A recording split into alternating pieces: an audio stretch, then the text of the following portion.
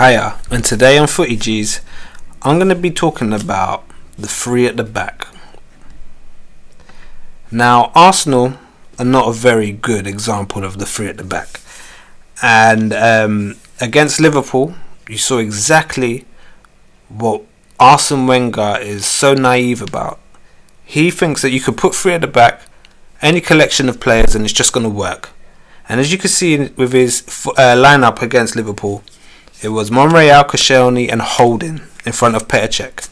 They then had a right back in Hector Bellerin playing at left wing back, and had Oxlade-Chamberlain, a centre midfielder, attacking midfielder, maybe a winger if you want to call him that, playing at right wing back. Now, against a smaller team, this might work. But against a team that was as organised as Liverpool, this definitely didn't work. With Xhaka and Ramsey in the middle, I don't mind that two in the middle. I think they're okay. But it could be better.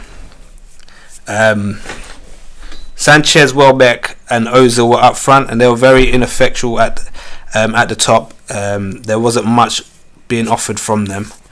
And it's quite weird, and it's a bit of a coincidence that if you actually looked at this slide, you see that they actually had the exact same players that they could play for a 4-2-3-1. They just had the players in the wrong positions. Now, the 4-2-3-1 is Wenger's go-to formation. But as of late, he's decided to go with the three at the back. It worked at the end of last year, but I find that he was playing a few players in their position at the time. For some reason, he thinks Monreal's a left centre-back when he's definitely not. For some reason, he also thought that Bellerin was a left wing-back, and these things are just unreasonable. This is what I think they should have gone with. Now, against Liverpool, you know that Liverpool have got probably the fastest wingers in the league, and everyone else in the league knows that when you go to Anfield or when you play against Liverpool, you sit back and you make it very tight for them. Arsenal decided to play exactly into Liverpool's hands, left loads of space behind, and we just caught them again and again and again. Now, I thought that the best thing for them to do, if he is certain about Monreal playing at left centre back, that's fine. He can play there. But I'd put Kolasinac as the left wing back and Bellerin on the right wing back. And I'd make sure that we had a very low line, because I'd keep Xhaka and Ramsey just in front of the back three. And then let Ozil, Sanchez and Lacazette, let them go ahead and try and score a goal. And then as the game wears on, and as Liverpool grow a bit frustrated, then I would go and try and win the game and maybe change the formation up slightly. Now for me, Ozil doesn't have enough fight in him to be worthy of a space against a big team in a very hard game. Against the small teams, I think Ozil's perfect.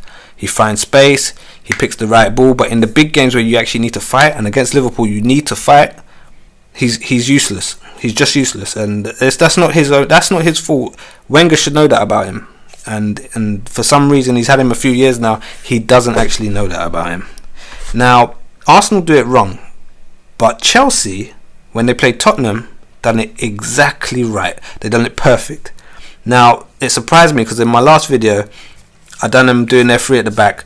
I put a two up front, and Conte just showed his class and his tactical nous, because what he done was just so kind of Italian that it's just unspeakable. He done a three at the back, and then he put David Luiz in front of them with Kante and Bakayoko either side of him. So basically he shut down all space in the middle of the park. He made sure that Alonso and Moses didn't go up too high, so then there was no space for Tottenham to make any plays, to do any moves. It's perfect. It worked perfectly for that game.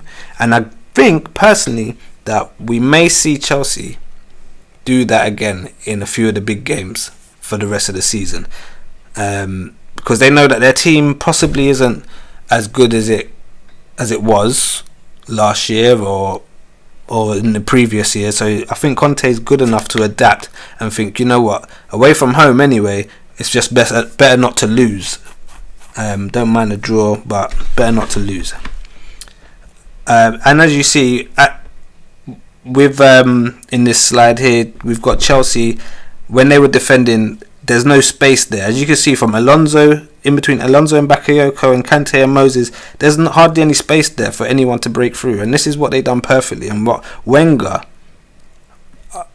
I'm so surprised that a man of his experience doesn't actually understand like tactics. It's just baffling to me. This is Chelsea's go-to formation, and we're going to see it a lot with their new signing, Zappacosta, playing at right wing back. I reckon Moses is going to be a sub, man, for the rest of the season.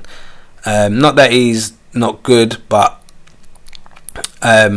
he's just, actually he's not good.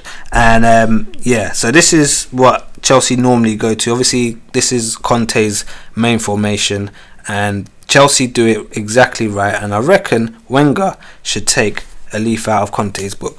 Thanks for watching Footy G's. If you've got any comments or anything you'd like to say, please put it at the bottom. Make sure you like the video and try and subscribe. Thank you very much.